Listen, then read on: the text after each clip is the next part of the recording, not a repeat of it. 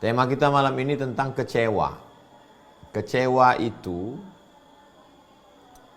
adalah rasa tidak senang disebabkan tidak sesuai harapan. Jadi 4 penting, 4 poin. Yang pertama rasa, yang kedua tidak menyenangkan, yang ketiga disebabkan, yang keempat tidak sesuai harapan. Kita jelaskan satu persatu. Yang pertama tentang rasa dulu. Bahwa yang namanya kecewa ini bukan benda, bukan rumah, bukan mobil, bukan tangan, bukan fisik. Tapi dia adalah perasaan di dalam. Kalau sudah bercerita tentang perasaan, maka ada rasa like and dislike, suka dan tak suka, senang dan tak senang. Masuk poin yang kedua, tidak menyenangkan. Rasa bahagia, rasa senang, rasa sesuatu yang membuat hati berbunga-bunga, ini menyenangkan. Rasa terbagi dua, satu senang, satu tak senang. Yang tidak menyenangkan, putus asa, kecewa, sedih, takut. Dia masuk ke dalam cabang dari sedih. Kalau takut itu akan datang. Takut mati, takut sakit, takut nganggur, takut. Itu takut sesuatu yang belum terjadi. Kalau sedih, sesuatu yang sudah terjadi. Dan kecewa itu adalah masuknya ke dalam jenis yang sudah terjadi. Belum pernah ada orang kecewa kepada sesuatu yang akan terjadi.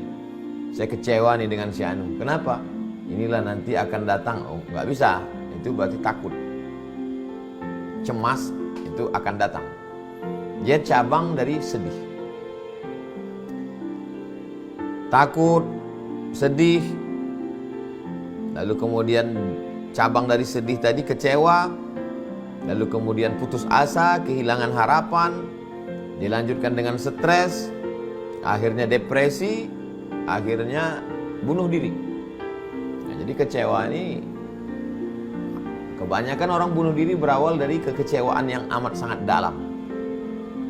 Rasa tidak senang disebabkan, nah, jadi ada penyebabnya. Bukan tidak ada angin, tak ada hujan, tiba-tiba datang saja, tidak begitu. Ada penyebabnya, disebabkan, ada pemicunya, atau dia sesuatu yang menumpuk, bertumpuk, lalu dipicu oleh kejadian kecil menjadi ledakan yang besar, kekecewaan yang amat sangat besar. Apa penyebabnya? Yang keempat adalah sesuatu tidak sesuai harapan. Jadi kalau begitu, dari mana datang kekecewaan? Kekecewaan datang dari harapan. Setiap orang yang hidup pasti ada harapan. Kalau begitu setiap orang hidup pasti kecewa. Semakin besar harapan, semakin besar kekecewaan. Semakin minim harapan, semakin minim kekecewaan. Kalau orang tidak punya harapan, dia tidak pernah kecewa. Tapi siapa yang tidak punya harapan, berarti dia sudah putus harap. Nah, jadi yang mau kita kaji adalah rasa tidak menyenangkan disebabkan tidak sesuai harapan. Lalu kemudian harapan ini dibagi lagi beberapa harapan, itu dibagi kepada beberapa poin penting. Yang pertama, harapan kepada keadaan. Harapan kepada keadaan. Berharap besok pagi cerah. Ternyata hujan lebat, mendung, banjir, kecewa dengan keadaan. Maka di luar ekspektasi, di luar keinginan, di luar pengharapan, yang muncul ada kekecewaan. Orang kalau kecewa itu bisa jadi dua. Kalau dia meledak-ledak, dia menjadi marah, maka orang mencaci maki hari. Apa ini? Yang kedua, tidak marah, dia menjadi amat sangat sedih yang sangat dalam. Aduh, kok begini ya? Mana yang lebih berbahaya? Yang lebih berbahaya kalau diam dan menarik ke dalam. Nah, itu dalam, kata orang dalam banget.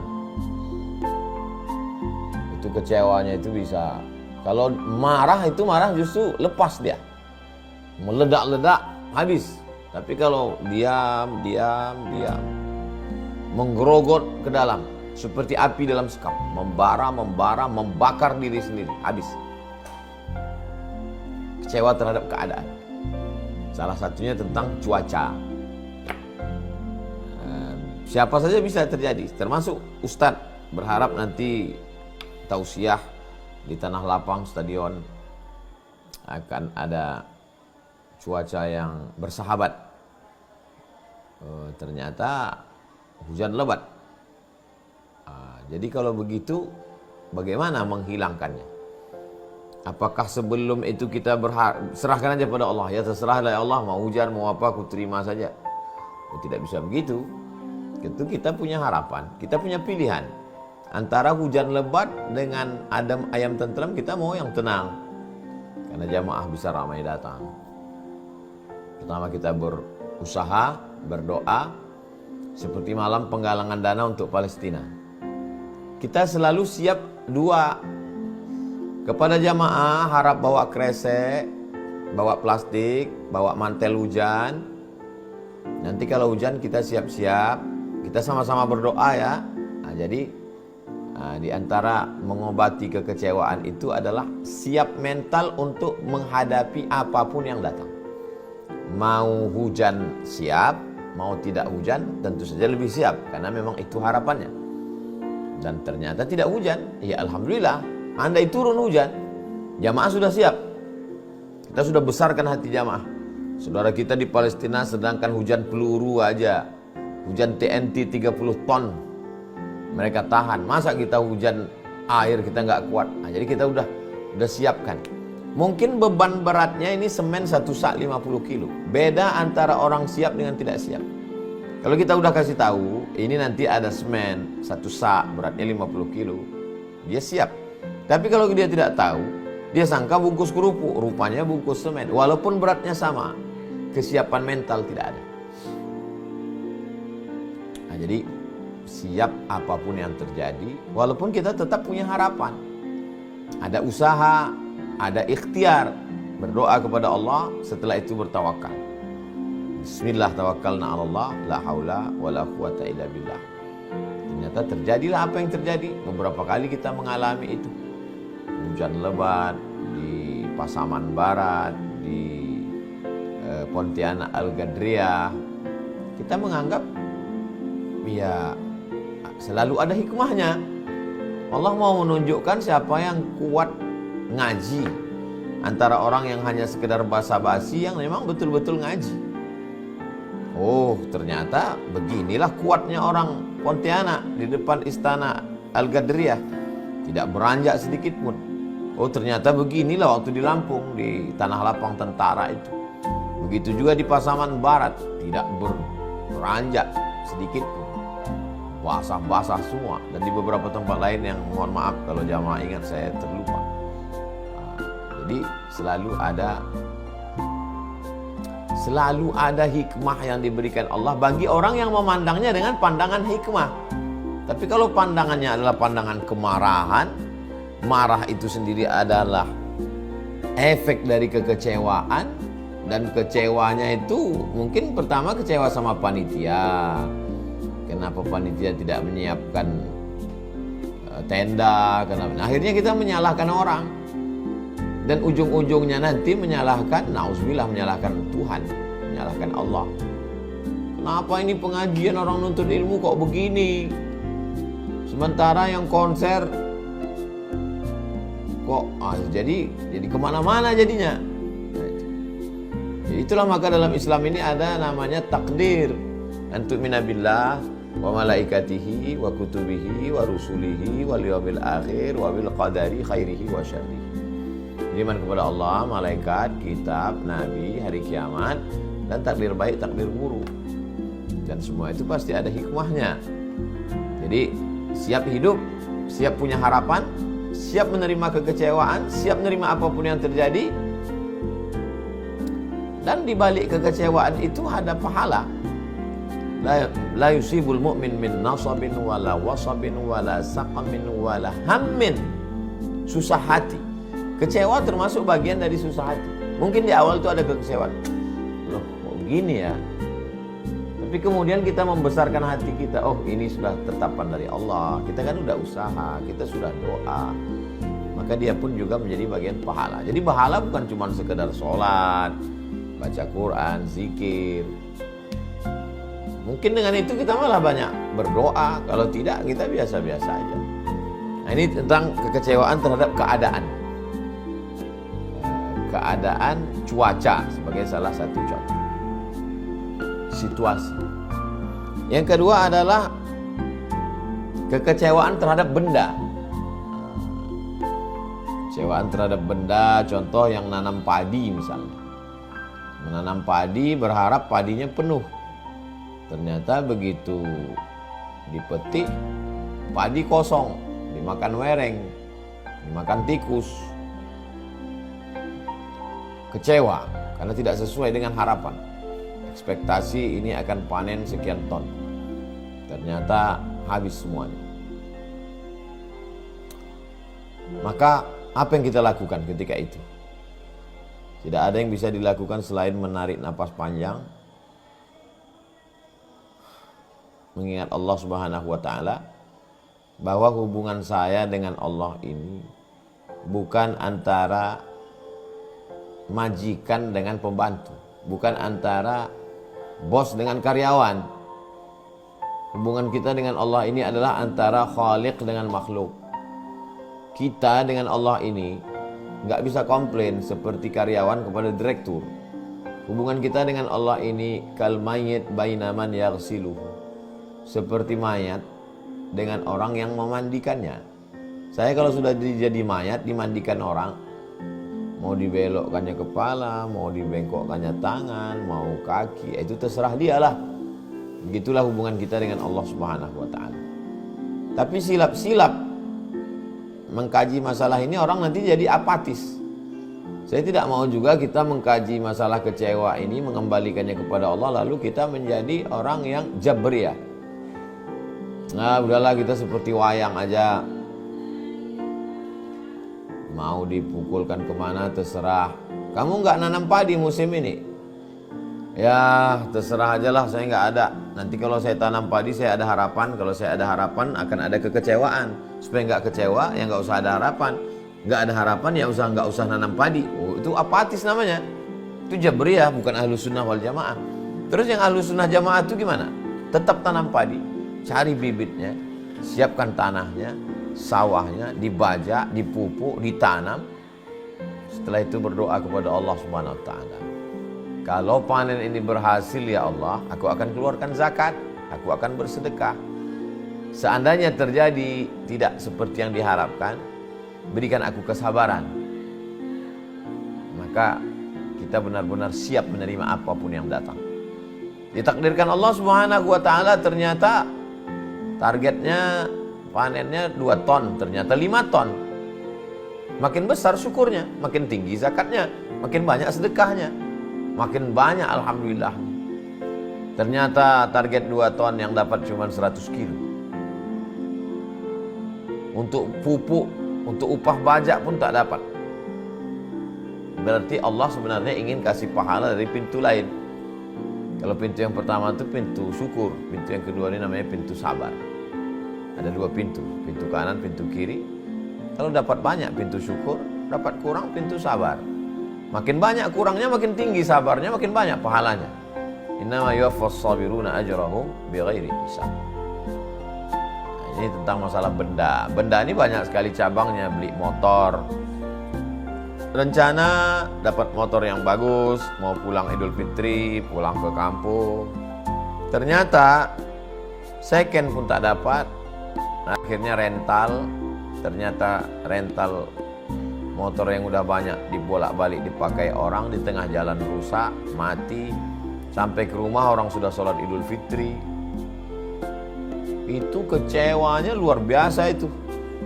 Kecewa nanti ditanya orang, kecewa tidak sempat bersalaman, kecewa berubah menjadi marah. Bisa dibakarnya, bisa dicampakkannya, bisa ditendangnya, bisa mengamuk, bisa nggak jadi pulang. Tapi bisa juga jadi menjadi diam, menggerokot dia ke dalam. Aduh kok gini ya. Akhirnya sedih, nangis, putus asa, kehilangan harapan, tidak ada lagi masa depan. Makanya yang bisa menguatkan itu, ya kalau orang yang tidak terikat dengan Islam, dia pasti akan mengatakan, psikolog-psikolog yang nasionalis, dia akan mengatakan kembali ke agama masing-masing ya Bapak Ibu. Tapi kalau kita sebagai seorang muslim, ya kembalinya inna lillah wa inna ilaihi raji'un. Innallaha katabal maqadir, Allah sudah menuliskan takdir 50 alfasana, 50.000 tahun qabla an yakhluqas samawati wal ard, sebelum Allah menciptakan langit dan bumi. Apa yang saya alami hari yang terjadi ini sudah ditetapkan Allah Subhanahu wa taala. Saya jalani saja. Saya kan sudah ikhtiar, saya kan sudah usaha. Terus apa bedanya dengan Jabariyah aliran sesat, Ustaz? Jabariyah itu sebelum usaha sudah berserah duluan. Kalau ahlu sunnah tidak. Ahlu sunnah itu ada al-kasbunya. Kasbu itu usaha. Sudah usaha, kerja, pasang target, ternyata tidak sesuai. Ya tidak ada jalan lain kecuali ridho, menerima ketetapan Allah. Itu menghilangkan kekecewaan. Selalu ditancapkan ke dalam kepala bahwa ini sudah tertulis 50.000 tahun sebelum Allah menciptakan langit dan bumi. Setiap terlintas kekecewaan, pukul dengan itu. Begitu datang dia terlintas, langsung segera pukul. Wasta'inu bis sabri, tahan, wassalah. Salat, ya makna salat, ambil wudhu, salat. Salat makna yang lain adalah zikir, ingat Allah. Salat maknanya doa. Salat memang betul-betul salat, ambil salat sunat, terserah, salat sunat duha, kalau malam salat sunat tahajud, salat sunat hajat, salat sunat taubat, salat sunat mutlak, salat sunat minta supaya diberikan Allah kekuatan. Salat maknanya zikir. Subhanallah wa bihamdihi, subhanallahil azim, Allahumma shalli ala sayyidina Muhammad. Menguatkan hati. Salat dengan makna doa. Ya muqallibal qulub, engkau yang membolak-balikkan hati, kuatkan aku ya Allah, kuatkan aku ya Allah, kuatkan aku ya Allah. Kembalinya memang mesti kepada Allah Subhanahu wa taala. Setiap kali pikiran itu berkalau-kalau, kalaulah kemarin, kalaulah kemarin, kalaulah kemarin. Kalau itu adalah pintu setan masuk, kunci pertama kalau. Maka kalaunya itu dibuang. Orang yang sibuk berzikir tidak sempat ia berkalau-kalau. Subhanallah bihamdihi, subhanallahil azim, subhanallah bihamdihi, subhanallahil azim, subhanallah bihamdihi, subhanallahil azim. Atau dia istighfar, astaghfirullahalazim, astaghfirullahalazim, astaghfirullahalazim, astaghfirullahalazim, astaghfirullahalazim. Jadi kalau dia pergi ke rumah-rumah spiritual, nanti masternya akan mengatakan, pejamkan mata, kosongkan pikiran, jangan ingat apapun, hilangkan semua, konsen pada napas, tarik napas, tahan sejenak, hembuskan napas dari mulut. Sebenarnya dia ingin mengalihkan konsentrasi kita. Yang sebelumnya kita konsen terhadap masalah kita itu. Kenapa kemarin aku investasi ini, kenapa kemarin ini, kenapa nggak dengar omong ini, kenapa nggak di sini. Itulah yang jahat di kepala itu. Makanya selalu mereka mengatakan, how you can stop your mind.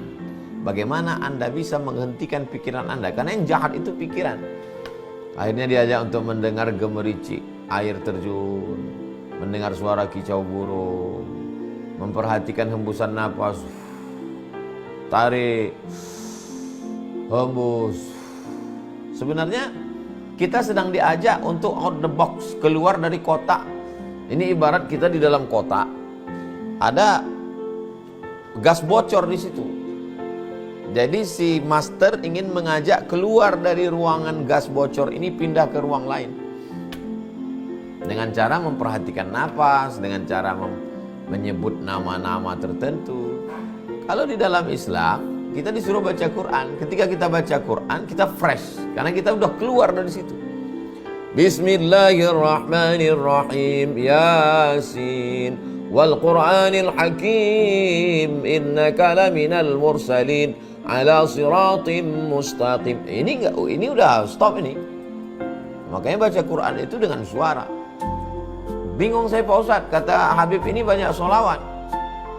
Allahumma salli ala sayyidina, Allahumma salli ala sayyidina Muhammadin tibbil qulubi wa dawaiha. Sebenarnya Habib ingin mengeluarkan kita dari kotak kekecewaan itu dengan cara sholawat. Pergi ke orang tarekat, kata Syekh tarekat, banyak zikir Allah, Allah, Allah, Allah, Allah, Allah, Allah, Allah, Allah, Allah. Sebenarnya mereka ingin mengeluarkan kita dari kotak kekecewaan itu dengan Allah, Allah. Nanti pergi ke ustaz ini, kata ustaz, baca zikir pagi petang, habis subuh zikirnya ini, habis asar ini. Mereka tidak menjelaskan apa tujuannya, yang penting zikir aja. Sebenarnya mau zikir pagi petang, mau maksurat, mau zikir Allah Allah, mau zikir subhanallah bihamdihi, mau sholawat, kita sedang diajak menghentikan ini, yang nakal, yang jahat ini, lalu kita dibawa keluar dari kotak kekecewaan kepada kotak harapan baru. Itulah hebatnya Islam. Ini kecewa terhadap benda. Benda apa aja yang kita kecewakan? Terhadap rumah, terhadap kendaraan, terhadap perhiasan, terhadap kehilangan, terhadap bangunan, dan lain-lain. Kecewaan. Yang ketiga adalah kecewaan terhadap person, orang. Kecewa terhadap pasangan. Berharap pasangan itu ya yang wah, sesuatu yang tidak salah. Namanya manusia tetap ada harapan-harapan. Tapi lalu kemudian maka muncul kekecewaan. Beda sama benda. Kalau benda tak bisa kita rubah. Tapi kalau manusia, dia bisa dirubah. Maka ada nasihat, ada perubahan terhadap anak. Anak disekolahkan, habis sekolah dipondokkan, habis pondok dikuliahkan. Ternyata pulang tidak seperti harapan teman-temannya, muncul kekecewaan. Maka di sana ada nasihat. Nasihat bisa langsung dari mulut sendiri, nasihat dari orang lain. Disampaikan bahannya dari kita, tapi lisannya pinjam lisan orang lain. Lisan ustadz, lisan tokoh masyarakat yang menyampaikan ke dia bahwa ayah kamu, ibu kamu itu harapannya besar ke kamu. Lalu kemudian introspeksi diri. Ini jangan-jangan karena saya kasih makan haram. Jangan-jangan dulu saya juga kepada orang tua saya mengecewakan, sehingga kalau hari ini saya dikecewakan, ya ini cara menebus dosanya. Karena di antara dosa durhaka pada orang tua itu, kita juga akan mengalami hal yang sama. Itu DP-nya di dunia. Di akhirat mudah-mudahan Allah mengampuni.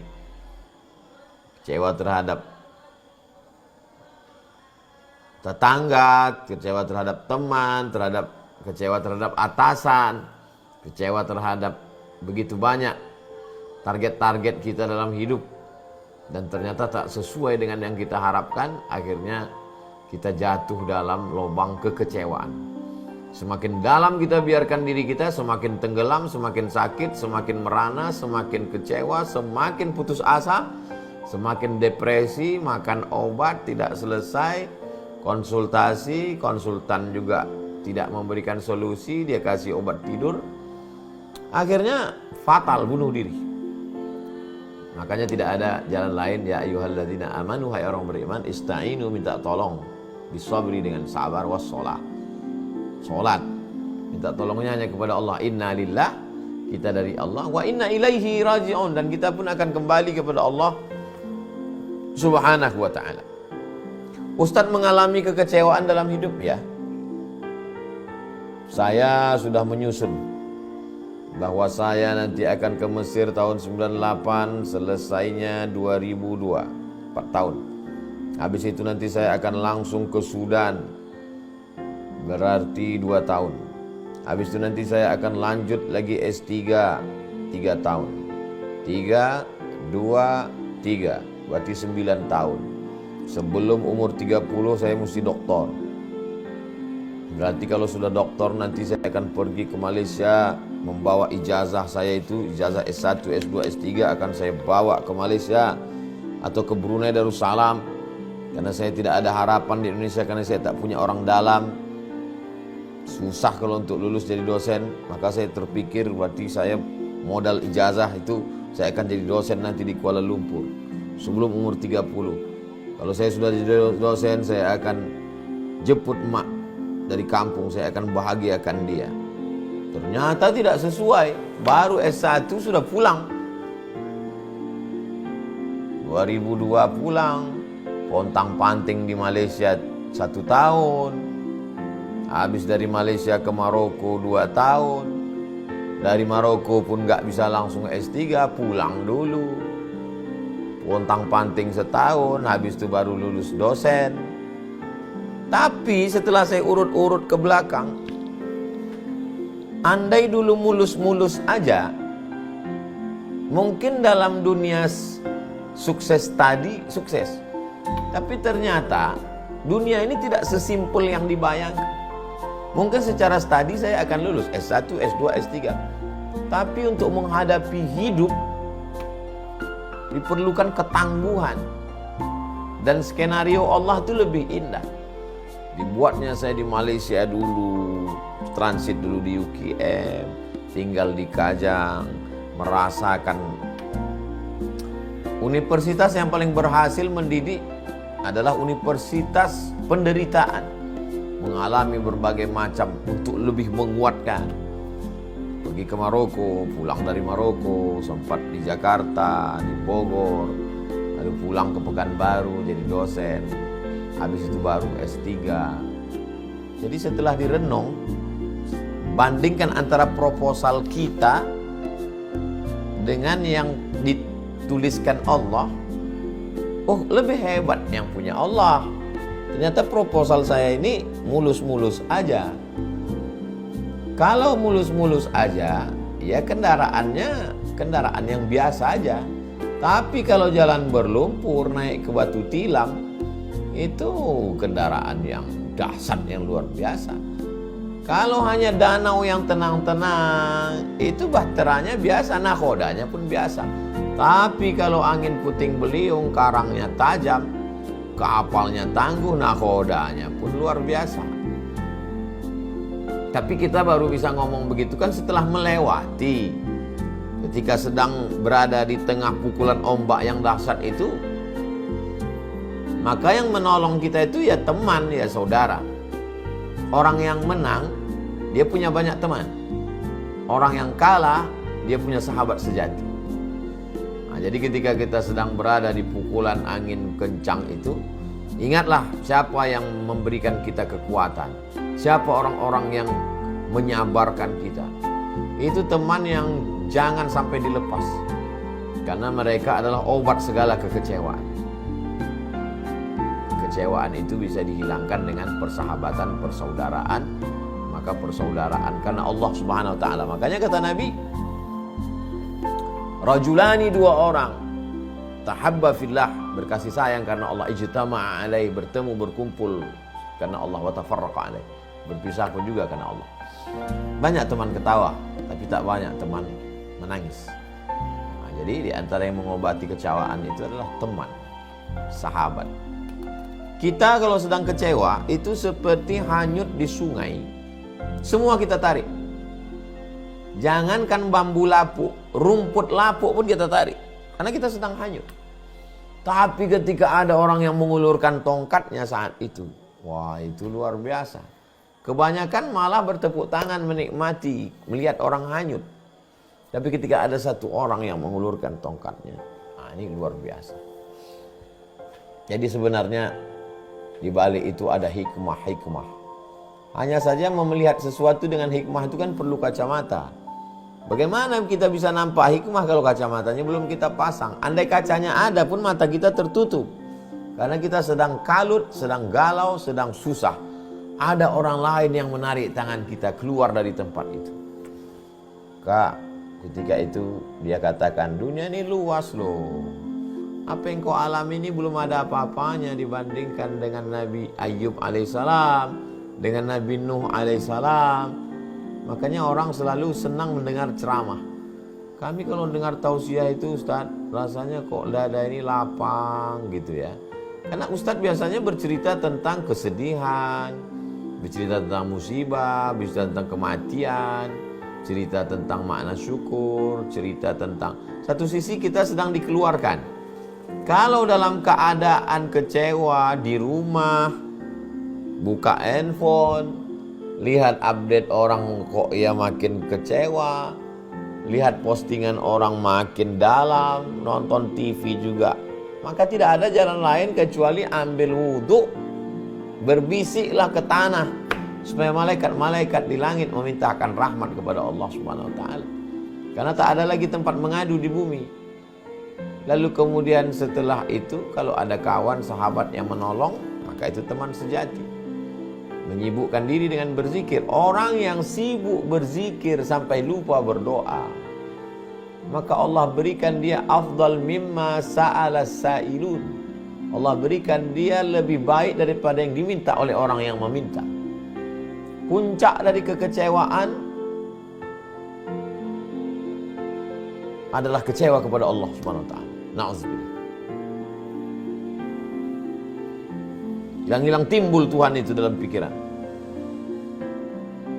Maka disitulah diperlukan kekuatan yang luar biasa. Jangan sampai ikut bisikan setan. Segera mandi taubat, segera ambil wudhu, segera gelar sajadah, segera sholat sunat taubat. Kalau pagi duha, kalau malam tahajud, baca Al-Quran, berzikir, afdhalu zikri la ilaha illallah, minta kekuatan kepada Allah Subhanahu wa taala. Maka dia ibarat kopi yang sedang diaduk. Kita biarkan sejenak, dia hening, lalu kemudian turun.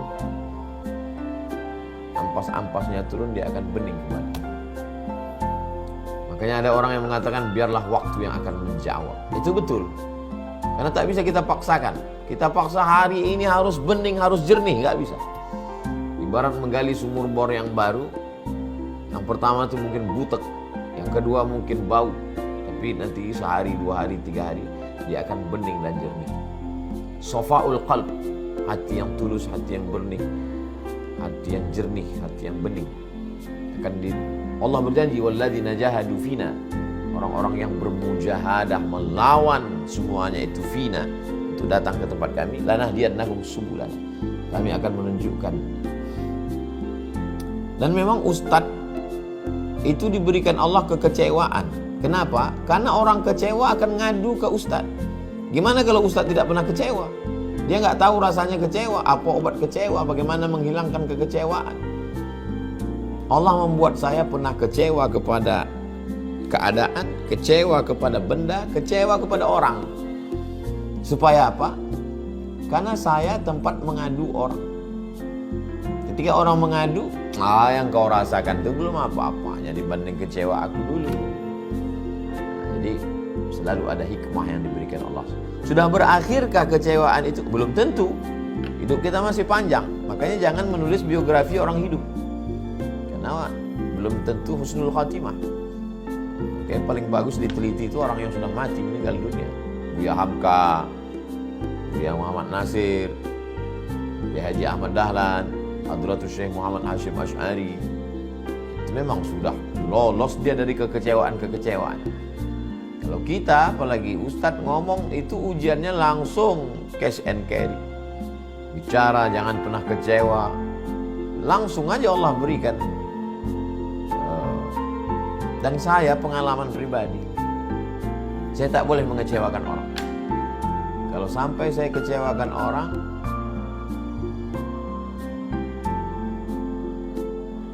terasa tek dia, ini nanti kau pasti kecewa nanti. Dan tak lama saya berangkat dari Pekanbaru, macet, sampai di lokasi tempat acara sudah jam 9. Orang sudah nunggu dari maghrib. Berarti orang sudah duduk di tanah lapang 2 jam. Pilihan saya 2, makan di tempat panitia atau langsung tausiah. Bagi saya makan bisa ditunda, saya bisa nahan makan. Orang banyak nih kasihan. Menurut saya langsung tausiah. Tapi rupanya ada orang yang kecewa.